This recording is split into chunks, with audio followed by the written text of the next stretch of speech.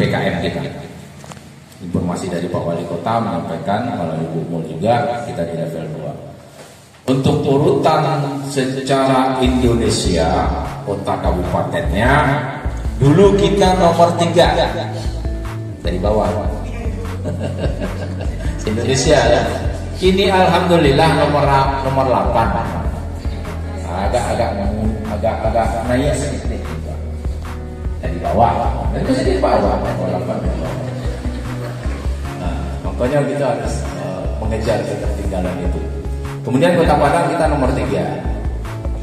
Nomor 3 setelah Padang Panjang, Sawalunto dan kita nomor 3. Nah, apa artinya Bapak Ibu? Masih ada tugas PR kita untuk mengejar di 70% pencapaian vaksin di Kota Padang dan 85% pencapaian vaksin kita secara Indonesia. Ada yang perlu saya sampaikan pada kesempatan ini. Ada 3 faktor menurut saya bagaimana masyarakat itu tidak mau vaksin. Yang pertama faktor ketakutan. Ketakutan akan bentuknya jarum suntik. Kayak ada anggota TNI Polri itu sampai viral ya kan, sampai di pancian mana baru disuntik. Tapaknya habis itu masa saya telah. Kemudian kedua, ketidaktahuan, dan ketiga berita hoax yang benar. Yang pertama kita identifikasi dulu tentang ketakutan. Ketakutan itu apa sih? Karena ketika kita nanti vaksin itu ada screening, akan ditanya nanti riwayat penyakit kita, kemudian perjalanan kita akan ditanya apa saja penyakit kita, apakah ada diabetes, ada hipertensi, ada jantung, akut dan sebagainya, ada terkontraindikasikan dengan vaksin, itu nanti diidentifikasi melalui screening. Nah, ketika screening nanti dilakukan, terdapat tidak bisa untuk vaksin pada saat itu, contohnya misalnya TBKS itu ada 200. Udah istirahat dulu 1 minggu, nanti dicoba. Baik lagi, baru dia vaksin. Kalau enggak istirahat lagi. Kumpul dia, kalau vaksin, nanya lo tensi lo dia. Oh, udah istirahat lagi. Coba lihat, nanya lo tensi lo, ayo udah istirahat di rumah. Biasa kalau keluar. Tapi ketika keluar daerah, aku ditanya vaksin, ayo ya. Vaksin ada enggak? Ada vaksin, harus vaksin. Kemudian ketakutan itu bisa jadi juga karena ketidaktahuan tadi yang kedua. Ketakutan baru ketidaktahuan. Ibu-ibu, bapak-bapak bisa googling di Google itu. Nanti ada berita-berita tentang vaksin, berita-berita tentang COVID-19 apa-apa saja, kemudian kendalanya seperti apa, kelemahannya seperti apa, ada itu, tinggal dilihat. Hanya saja dari ketidaktahuan itu muncul hoax, itu karena kita tidak melihat sumber berita itu dari mana. Kalau kita lihat sumber berita itu dari seorang pakar yang di mana, itu benar, asli. Tapi kalau dari si Anu, disampaikan oleh si Anu, disampaikan itu nggak benar lagi. Udah berapa banyak itu penyampaian-penyampaiannya. Nggak bisa diteliti lagi apakah benar atau tidak berita hoax itu. Gitu. Jadi gampangnya seperti itu aja. Tinggal dilihat yang menyampaikan siapa gitu. Apakah betul dia menyampaikan secara resmi atau hanya ngomong-ngomong di kedai saja? Bisa jadi tidak benar. Nah, jadi ketakutan, ketidaktahuan dan berita hoax itu yang berpengaruh masalah. Tapi ketika kecamatan memberikan vaksin massal atau di daerah lain memberikan vaksin massal dengan adanya informasi sembako dan uang saku atau transportasi, banyak yang hadir.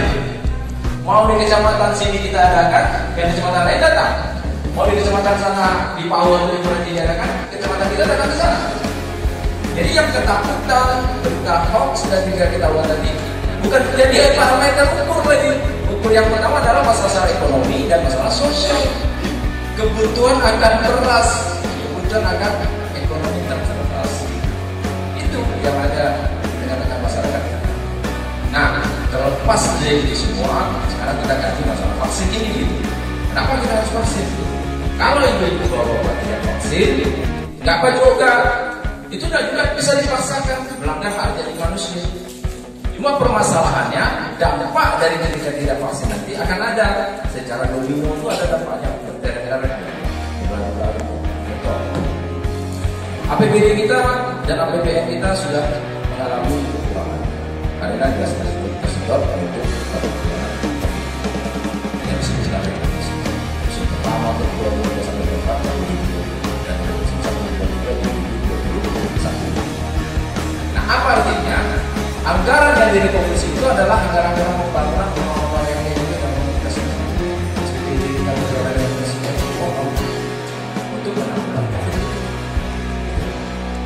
Kenapa? Ya, seperti hand sanitizer, kemudian masker, kemudian alat semprot, kemudian sosialisasi, kemudian pengamanan petugas kita di sudut-sudut kota, perlu personil, perlu makan, perlu transportasi. Di situ semua anggarannya gitu. Karena memperkecil dan mempersempit penyebaran COVID-19 ini kepada makanya mengambil krisis. Nah, tahukah PAD kita sekarang berapa? Target kita itu 800 miliar. Kita sudah akhir tahun nih, udah dari bulan 4. Sekarang baru tercapai 400 miliar. Bagaimana kita mau mencapai 800 miliar? Sementara di akhir tahun saja sudah sampai 400 miliar. Baru sampai 400 miliar. Dan apa faktor positifnya? Masih ada keinginan untuk sampai 600 miliar dengan adanya perpacuan daripada tim Dispenda untuk mengejar target negara tersebut. Mana lagi mau diambil gitu? Pajak-pajak kita mau ambil ke perusahaan, ambil toko dan sebagainya. Sekarang toko-toko perusahaan dan semua yang wajib pajak sudah mulai gulung tikar, sudah mulai bangkrut, sudah ada PHK. Karena apa? Terdampak COVID. Karena pembatasan tadi itu kita dibatasi supaya tidak ada kerumunan, akan usahanya juga dibatasi. Akhirnya apa? Penghasilan dari pengusaha itu berkurang dan tidak bisa bayar pajak ke daerah. Alhasil PAD kita menurun. Inilah yang kita nikmati dengan sedikit PAD ini. Ada yang gimana itu? Bisa jadi musrembang kita, rencana pembangunan kita, baik itu riol, jalan, pengendalian banjir dan sebagainya, ditarik. Ada yang lebih parah, tunjangan kami, gaji kami mungkin barangkali juga ASN, jangan disangka ASN juga terdampak juga, bisa jadi ditarik akhirnya dikasih anggaran. Persis susahnya lagi ketika saat jatuh tempo uang utang negara. Tambah lagi, bertambah lagi permasalahan kita ini. Kalau udah jatuh tempo harus dibayar bunga dari utang negara, juga pasti APBN atau BPJS. Nah, di 2022 bisa ada kemungkinan pembangunan yang ada di kelurahan dan kecamatan tidak ada lagi, tapi dipusatkan ke OPD di kota kita. Akibatnya apabila kita masih terkungkung, terbelenggu untuk mengatasi penanggulangan COVID ini. Nah, berita yang terbaik dari kita tidak ada positif lagi, itu bagus. Cuma ada nanti varian baru dari Bu Yen yang menjelaskan. Tapi saya baca-baca juga ada varian baru namanya pasca sindrom. Saya nggak tahu seperti apa pasca sindrom itu. Tapi apabila ibu-ibu bapak-bapak yang sudah memang mengalami positif ataupun tidak mendapatkan terkonfirmasi positif, baik-baik saja. Terjadi gelombang besar ini lagi, kita tidak melakukan vaksin, daya tahan tubuh kita, herd immunity kita belum tercapai, kena lagi. Nah, ketika kena itu akan ada tersedot ancaman lagi gitu. Jadi tujuan vaksinasi ini adalah mencapai herd immunity secara kota, secara nasional, 80% tercapai. Kita 70% di Kota Padang tercapai. Kalau kita vaksinasi itu seperti itu. Sekarang baru berapa? 52% baru tercapai. Nah, berita baik lagi. 2 minggu yang lalu vaksinasi di Kecamatan Padang Utara menempati posisi tertinggi. Jadi 11 kecamatan itu, 10 kecamatan yang lain. Terus kita semua dulu Bapak Ibu. Saya tapi terima kasih juga nih, warga sudah ada yang sadar tentang vaksin. Jadi kita di atas. Tapi setelah 2 minggu ini saya nggak tahu nih, belum nanti dihitung lagi sama Bu Mul, apakah pencapaian kita masih tetap di atas atau malah akan menurun. Kemudian kalau dibanding dengan rasio penduduk kita itu, kita memang ada kurang lebih 50%-an lah, terutama di usia lansia, usia 60 dan 70. Itu masih banyak yang belum vaksin. Nah, kalau kita sudah vaksin semua, ada gelombang besar COVID varian baru ada, kita kena tapi tidak separah yang awal kalau kita belum vaksin. Contoh, saya koordinasi sama Pak Dirsenjaya. Pak Dirsenjaya itu dua kali. Dua kali kena beliau. Awal kena belum vaksin. Lama itu sampai 14 hari, mungkin hampir 1 bulan beliau dirawat untuk pemulihan itu, termasuk kepala OPD lain yang belum vaksin pada waktu itu, awal-awal dulu gitu. Nah sekarang beliau ketika sudah vaksin, kena juga, memang kena juga, cuma tidak separah ketika saat sebelum vaksin. 1 minggu dia sudah sembuh, tidak nampak sekali. Beliau OTG, orang tanpa gejala, tapi terkonfirmasi. Dan dia sekedar flu, sekedar demam, sekedar batuk, tidak terlalu parah, dan bisa sembuh 1 minggu sudah pulang lagi. Paling banter berapa? 10 hari lagi dia pulang lagi dibanding ketika belum vaksin. Nah ini salah satu bentuknya, bahwasanya vaksin itu bisa meningkatkan kekebalan tubuh. Pak Camat, bulan Maret vaksin pertama, April vaksin kedua, sekarang bulan November, udah berapa bulan? 8 bulan. Bapak Ibu bisa lihat Pak Camat sudah bulan di depannya. Dan ada kendalanya satu, kantongnya nggak segitu. Yakin bulan? Pusing tidak, demam tidak, apa enggak? Kalau sekedar batuk, flu saya itu biasa. Nah, COVID ini sendiri, saya sudah sampaikan awal-awal dulu kan. Sama ketika Pak Camat kecil-kecil dulu, main lari, kemudian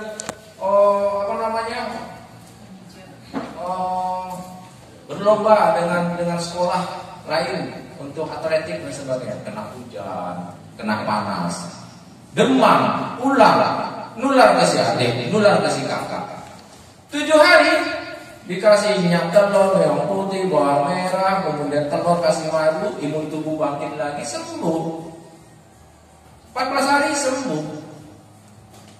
Cuma sekarang kan bombastik, ini COVID sudah sedunia melihat bahwasanya ini loh COVID ini. Mirip ketika kecil-kecil dulu gitu. Kan itu aja perbedaannya. Nah dulu kenapa imun kita cepat tumbuh? Ya berbeda, siklus udaranya, kebersihannya berbeda, makanan yang kita makan juga berbeda. Dulu singkong namanya udah selesai, singkong pisang rebus, kacang rebus sudah selesai. Sekarang ada keju, ada ini, ada isis, ada ini, macam-macam, ada super mie. Yang semuanya itu menurunkan kekebalan tubuh kita, termasuk udara. Banyak kendaraan bermotor. Dulu kendaraan bermotor enggak gitu. Yang punya, jangan sepeda motor, punya sepeda aja dulu udah mewah. Dia bayar. Mana ada kendaraan bermotor? Kecuali yang punya motor itu baru pimpinan-pimpinan, komandan kompi, komandan perton atau komandan batalion. Dan itu punya mobil. Tapi kalau bintang tama itu punya sepeda udah mewah. Nah itu udara tidak begitu kotor. Sekarang makanya imun kita itu namanya di situ. Nah Bapak Ibu, inilah saya maksudkan. Kenapa dana RT, dana RW itu kita tunda? Kenapa dana kader kita tunda? Untuk kita menyamakan visi dulu, menyamakan pandangan kita, pemahaman kita tentang vaksin. Jadi ini maksudnya ditunda bayarkan. Ketika nanti kita sudah sampai sama visi kita tentang vaksin ini, baru kita dibayarkan. Nah, seorang tokoh di masyarakat, RT, RW dan sebagainya kan punya pengikut, punya orang yang menokohkan. Nah ini kita sampaikan. Pak Camat, bagaimana mengatakan vaksin ketika Pak Camat belum vaksin? Makanya Pak Camat vaksin dulu. Ketika Pak Camat vaksin, baru bisa menyampaikan vaksinnya begini, rasanya begini loh. Nah itu bisa kita sampaikan kepada masyarakat. Nah, melalui RW dan RT kita sampaikan ini. Kita sampaikan pemahaman vaksinasi ini, kita harus mencapai 70%. Kalau nggak sampai 70%, artinya herd immunity secara keseluruhan tidak tercapai. Kekebalan masyarakat secara keseluruhan tidak tercapai. Rentan terhadap gelombang berikutnya kalau terjadi penyebaran COVID-19 dengan varian barunya. Nah kalau kita sudah herd immunity, selamat tinggal, masker.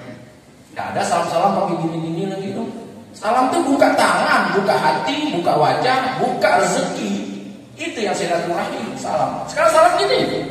Salam jauh-jauh ya raya. Apa yang salam jauh-jauh? Setan masuk. Sedangkan dekat-dekat aja setannya bergerilya, apalagi jauh dalam 1 meter masuk ke setan. Main-main dia sini. Kan lagi, seandainya kita sudah mencapai herd immunity tadi. kekebalan secara menyeluruh di Indonesia ini sudah ada. Selamat tinggal semuanya, selamat tinggal masker, selamat tinggal berdekat-dekatan, selamat tinggal kita tidak usah berjauh-jauhan. Nah seperti itu. Ini yang perlu kita sampaikan kepada masyarakat, Bapak Ibu. Oh ada yang nggak mau vaksin, ya nggak apa-apa, nggak masalah. Silakan saja, nggak apa-apa. Karena tidak ada pemaksaan hak untuk vaksin. Karena HAM nanti melanggar hak asasi manusia. Cuma kesadaran tentang vaksin dan dampak yang saya sebutkan ini akan terjadi. Ekonomi akan runtuh, akan ambruk. Karena kita konsentrasi penanggulangan, dana akan tersedot ke sana semua gitu. Nah, kapan kita bisa membangun? Kapan kita bisa mandiri? Ya nggak bisa. Karena apa? Nggak ada lagi dana, anggarannya.